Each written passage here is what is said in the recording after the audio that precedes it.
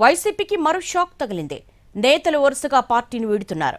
ఇప్పటికే వైసీపీకి 2 ఎంపీలు, 1 ఎమ్మెల్సీ గుడ్ బై చెప్పగా మరో 2 ఎమ్మెల్సీలు రాజీనామా చేశారు. పార్టీతో పాటు ఎమ్మెల్సీ పదవులకు కళ్యాణ్ చక్రవర్తి, కర్రి పద్మశ్రీ రిజైన్ చేశారు.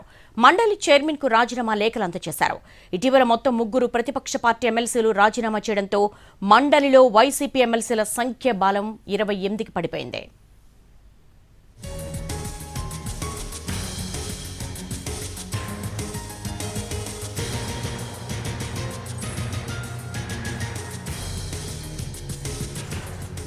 బ్రేకింగ్ పాయింట్స్ చూస్తున్నాము. వైసీపీకి షాకుల మీద షాకులు తగులుతున్నాయి.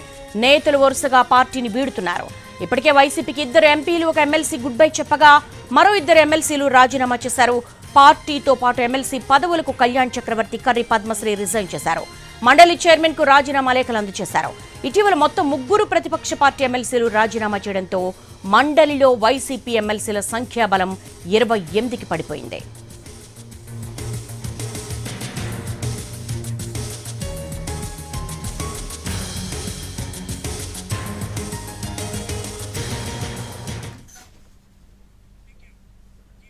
వైసీపీకి మరో షాక్ తగిలింది. నేతలు వరుసగా పార్టీని వీడుతున్నారు. దీనికి సంబంధించి లేటెస్ట్ డెవలప్మెంట్స్ మా ప్రతినిధి పిఎంఆర్ చంద్రశేఖర్ అడిగి తెలుసుకుందాం. చంద్రశేఖర్, అసలు వైసీపీలో ఏం జరుగుతోంది? వరుసగా నేతలు రాజీనామాల పర్వం అందుకున్నారు.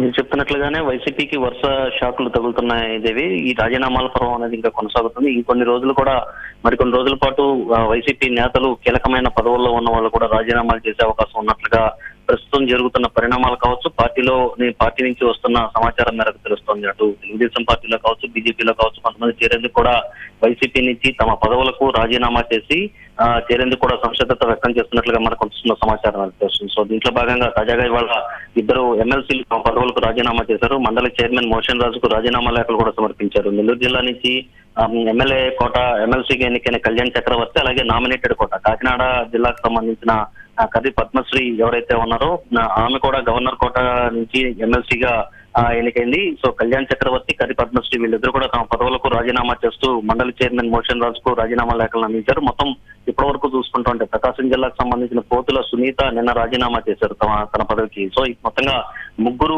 ఎమ్మెల్సీలు వరుసగా రాజీనామాలు చేసిన 2 రోజుల్లో 3 ఎమ్మెల్సీలు వరుసగా వైసీపీకి రాజీనామా చేయడం, పదవులను వదులుకోవడం వంటిది జరిగింది. సో ఈ నేపథ్యంలో మరింత మంది ఎమ్మెల్సీలు అలాగే ఇంకొంతమంది ఎంపీలు కూడా రాజీనామా పట్టే అవకాశాలు ఉన్నట్లుగా మనకు వస్తున్న సమాచారం మేరకు తెలుస్తుంది. సో ప్రస్తుతం మండలిలో నెమ్మదిగా వైసీపీకి ఉన్న సంఖ్యాబలం కూడా తగ్గుతున్నట్లుగా కనిపిస్తుంది. మొత్తం 31 మంది ఎమ్మెల్సీలు మండలిలో వైసీపీకి ఉంటే 3 రాజీనామా చేయడంతో 28కి పడిపోయిన పరిస్థితి. ఈ సంఖ్యాబలం మరింతగా తగ్గే అవకాశాలు లేకపోలేదన్న చర్చ కూడా జరుగుతుంది. కళ్యాణ్ చక్రవర్తికి 2027 వరకు పదవీ కాలం ఉంది. అలాగే కర్రి పద్మశ్రీకి 2029 వరకు పదవీ కాలం ఉన్నా కానీ ముందుగానే వాళ్ళు తమ పదవులకు రాజీనామా చేసి అటు తెలుగుదేశం పార్టీలో కావచ్చు, బీజేపీలో కావచ్చు, లేదా జనసేనలో కావచ్చు చేరేందుకు రంగం సిద్ధం చేసుకుంటున్నట్లుగా మనకు వస్తున్న సమాచారం మేరకు తెలుస్తుంది దేవి. సో ఇది ఎమ్మెల్సీల వరకే కాకుండా ఎంపీలు, ఇంకొంతమంది ఎమ్మెల్యేలు కూడా టచ్ లో ఉన్నారన్న చర్చ అయితే ఇటు తెలుగుదేశం పార్టీ వర్గాల్లోనూ, అటు వైసీపీ వర్గాల్లో కూడా చర్చ జరుగుతున్నట్లుగా మనకు వస్తున్న సమాచారం.